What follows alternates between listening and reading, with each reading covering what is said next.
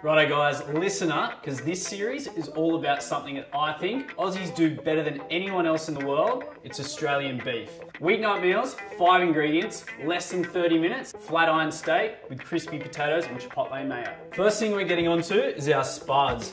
Red onion. Chipotle Tabasco time. We're going to mix it with some mayonnaise to create a little smoky mayo. So we've let these spuds sit because see when we toss them, they've got that nice little crispy edge. And at this point, we can add our red onion.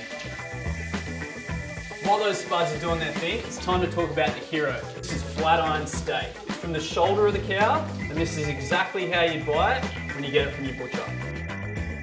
Room temperature steak. Piping hot grill. Let that sit, get those bar marks. Rule of thumb, rest your steak for half as long as the cooking time. You're going to bring the heat up, pour that chipotle Tabasco in, lift all these little crispy bits that are stuck to the pan, and they're going to be part of the dish. Okay, steak carving time. We want to go against the grain, and that'll give you a more tender result. We're going to lay all of our beef out on a plate. You're just taking all that to the table, and now the family, hoeing in.